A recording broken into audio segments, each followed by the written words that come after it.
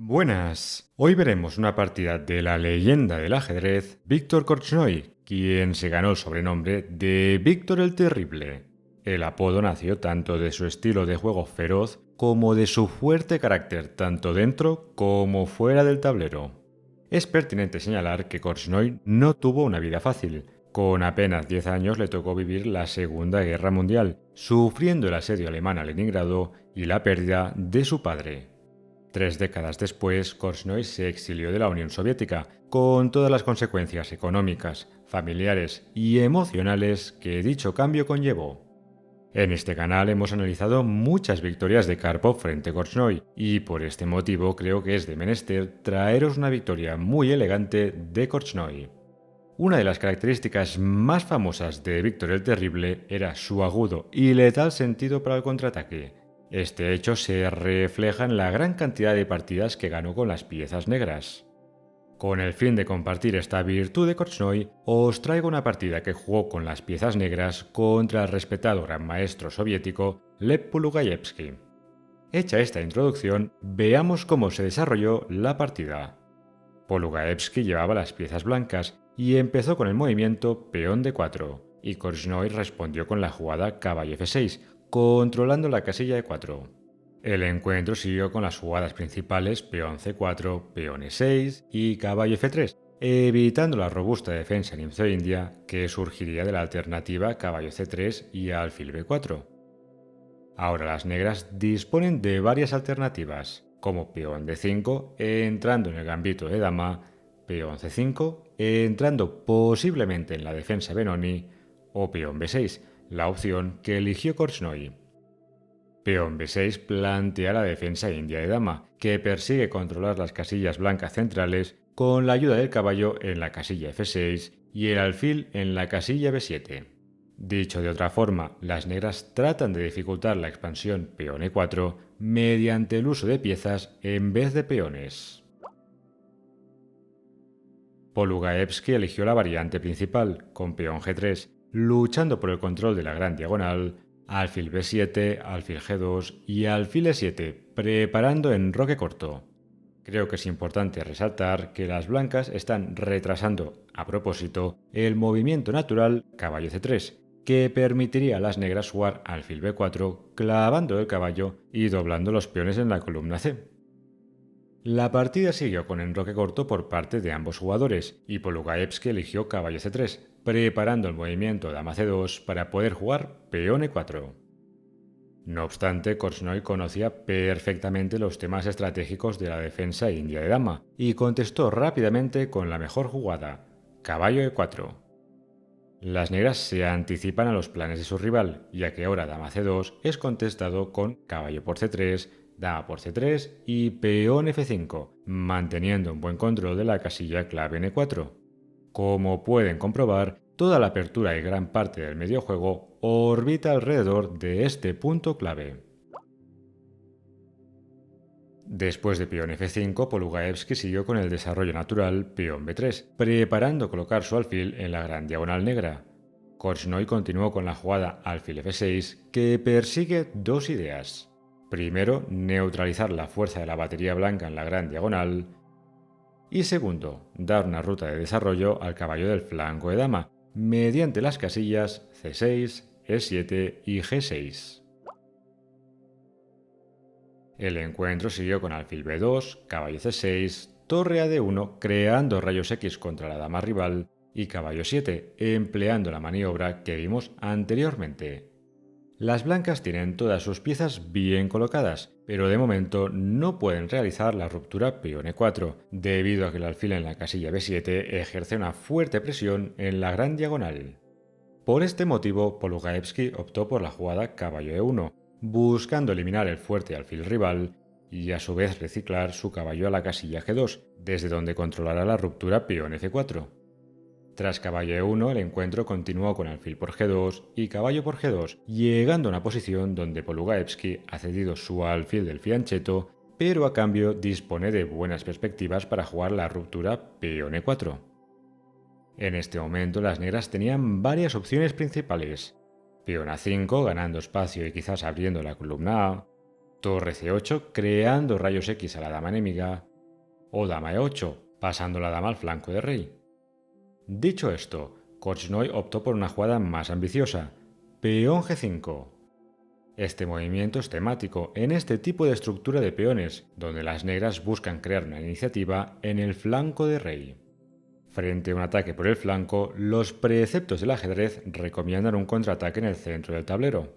Así pues, Polugaevsky respondió con dama C2, con la idea de tras caballo G6 jugar peón E4, efectuando la susodicha ruptura. En este momento, la respuesta peón F por E4 sería un error estratégico grave, ya que las blancas podrían centralizar su dama con dama por E4 y en consecuencia el peón en la casilla G5 se convertiría en una debilidad. Es importante señalar que la fortaleza de los peones en las casillas F5 y G5 reside en que están compactos, como si de un testudo romano se tratara. Por lo tanto, tras peón E4, Korchnoi jugó peón F4, empezando a presionar el enroque de las blancas. Ahora la mejor continuación era el movimiento peón G por F4, con la idea de jugar rey H1, torre G1 y usar la columna abierta G. Aunque objetivamente la jugada peón G por F4 sea la mejor, desde un punto de vista humano parece un poco arriesgado debilitar la seguridad del monarca. Por este motivo, Polugaevsky optó por el movimiento más humano con la jugada peón E5, ganando espacio en el centro del tablero y abriendo líneas contra el monarca enemigo. Tras peón E5 el encuentro continuó con alfil G7, dama E4 usando la ventaja de espacio y dama E7 despejando la octava fila. Hasta este momento, Polugaevsky ha jugado de forma excelente, hecho que le ha permitido conservar una ligera ventaja de la apertura. Sin embargo, el jugador soviético no se encontraba tan cómodo como Korchnoi en estas posiciones de doble hilo. Prueba de ello es que las blancas jugaron torre de 3, un movimiento que, si bien no es malo, tampoco aporta mucho a la posición de Polugaevsky. Las blancas colocan la torre en la tercera fila con la idea de quizás doblar las torres y activar la torre en dicha fila. Sin embargo, Korchnoi no va a permitir semejante escenario. La mejor respuesta para las blancas hubiese sido caballo E1, con la idea de jugar peón G4 y caballo F3, cerrando el flanco de rey. Después de torre de 3, la partida siguió con torre de 8, preparando una ruptura en la columna D, y torre E1, creando rayos X a la dama rival. Korchnoi no se limitó a esperar que su adversario mejorase su posición y contraatacó en el centro con la jugada excelente peón D5.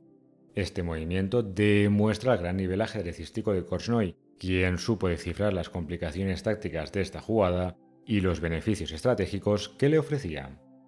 Superficialmente, las negras atacan la dama y ganan control del centro, pero como veremos, Korchnoi vio más allá. La respuesta peón C por D5 sería un error posicional, ya que tras torre por D5 la casilla D5 quedaría débil y el peón en la casilla D4 quedaría retrasado. Así pues, Polugaevsky eligió la captura al paso, con peón E por D6, y Korchnoi respondió con dama por D6, ofreciendo el peón en la casilla E6. Las blancas rechazaron dicho peón envenenado con la jugada torre E de 1, pero veamos rápidamente por qué dama por E6 jaque era un error. Tras el hipotético movimiento dama por E6 jaque seguiría dama por E6, torre por E6 y ahora vendría la jugada clave. ¿Sabrían decirme qué movimiento da una ventaja clara a las negras? El movimiento en cuestión es caballo E5. Las negras atacan la torre en la casilla D3 y aprovechan la clavada en la columna D. Tras torre D1 y rey F7, las negras atraparían la torre rival, hecho que forzaría torre por E5 y alfil por E5, consolidando una ventaja de material ganadora. Fíjense que la respuesta peón D por E5 no es posible porque la torre en la casilla D1 está indefensa. Una vez hemos visto esta variante, volvamos a la partida tras dama por D6. Polugaevsky no cayó en esta trampa táctica y eligió la jugada correcta torre E de 1. El encuentro siguió con dama E7 evitando problemas en la columna D, caballo E1 reciclando la pieza menor y dama F6 atacando con rayos X el peón en la casilla F2. Asimismo, Korchnoi elaboró un plan que su adversario no previó. Las negras quieren jugar dama F5 para crear una mayoría de peones en el flanco de rey, con dama por F5 y peón E por F5. Polugaevsky jugó de forma modesta con el movimiento torre 1 de 2, hecho que permitió a las negras ejecutar su plan. Por este motivo hubiese sido mejor peón G4, controlando la casilla F5, fijando los peones del flanco de rey y creando un puesto avanzado para el caballo en la casilla F3. Aunque las blancas cederían el control de la casilla H4, la posición resultante sería más cómoda para Polugaevski, quien podría seguir con una expansión en el flanco de dama, con peón B4. En el encuentro, Polugaevski optó por torre 1 de 2 y Korchnoi implementó su plan con dama F5, retando la dama de las blancas. Viendo que el ataque del flanco de rey podía ser peligroso, las blancas eliminaron las damas del tablero, con dama por F5. Ahora la respuesta torre por F5 sería posible, pero entonces dejaría al peón en la casilla E6 retrasado. Por este motivo, Korchnoi eligió la mejor respuesta, peón E por F5. Las negras doblan voluntariamente sus peones, pero a sabiendas de que podrán usarlos como arietes frente a las puertas del enroque de las blancas. La partida siguió con caballo G2, llevando un defensor cerca del rey, peón G4 aumentando el control de las casillas blancas débiles, caballo por F4, caballo por F4 y peón G por F4. Las blancas ganan momentáneamente un peón, pero la falta de defensores del peón en la casilla F4, sumada a la mala colocación de las piezas pesadas, serán factores determinantes. Tras peón G por F4, Korchnoi jugó alfil H6, atacando el peón, torre E2 tratando de controlar la columna abierta y alfil F4, restableciendo el balance de material. Podríamos decir que hemos llegado al momento crítico de la partida. El módulo de ajedrez señala que Korchnoi tiene una ligera iniciativa que podemos atribuir a dos factores. Primero, a su mejor estructura de peones, con dos islas de peones frente a las tres de Polugaevski. Y segundo, a la mejor coordinación de las piezas pesadas. Fíjense que las torres negras están conectadas, mientras que las torres blancas no lo están. Este factor acabó siendo decisivo, ya que Polugaevski jugó torre 6, que como veremos fue un error. La mejor respuesta hubiese sido torre D1, con la idea de poder contestar al movimiento torre F E8 la jugada torre D E1. De esta forma las blancas mantendrían la columna abierta controlada y las torres rivales no podrían invadir la retaguardia de las blancas. Así pues, podemos argumentar que el movimiento anterior torre D3 fue el primer paso hacia un plan que llevó más problemas que soluciones a Polugaevski. Desafortunadamente para las blancas, la jugada torre E6 deja su posición en una situación muy delicada. Korchnoi respondió con el movimiento torre F E8, torre F6 tratando de atacar el peón en la casilla F5, torre 1 jaque, rey G2 y torre F8, jugada excelente. Las negras eliminan la mejor pieza de las blancas, protegen el peón en la casilla F5 y mantienen su torre activa en la casilla E1. Ahora la mejor defensa para las blancas era jugar torre C6, dejando la torre mal colocada, pero tratando de molestar al monarca de las negras, así como intentando irrumpir en la séptima fila. No obstante, Polugaevski optó por la jugada natural torre por F8 jaque, que da una ventaja decisiva a las negras. El encuentro siguió con rey por F8, peón D5, tratando de movilizar la mayoría de peones del flanco de dama, alfil D6, bloqueando dichos peones, y dejando paso a la otra mayoría de peones en el flanco de rey. Las blancas atacaron la torre con alfil C3, torre C1, manteniendo el alfil vigilado, alfil D2, torre C2 y peón A4. Polugaevski confía en que la torre blanca defienda toda su posición, tanto el alfil como el peón en la casilla B3, que es la base de la cadena de peones. Si bien es cierto que las negras no pueden progresar en el flanco de dama debido a que todo está bien protegido, no se da el mismo escenario en el flanco opuesto. Korchnoi era plenamente consciente de este detalle y por este motivo continuó con el movimiento peón F4, creando dolores de cabeza al monarca de Polugaevski. Creo que es reseñable observar cómo Korchnoi era capaz de crear ataques peligrosos con un número de material limitado. Las blancas trataron de romper la falange de peones con la jugada peón H3, pero las negras respondieron con peón F3 jaque, aprovechando que la casilla G3 estaba controlada por el alfil de las negras. Polugaevsky tuvo que jugar rey f1 y tras peón h5, peón h por g4 y peón h por g4, Korchnoi consiguió defender su peón en la casilla f3, tejiendo así rey de ese mate contra el monarca de las blancas.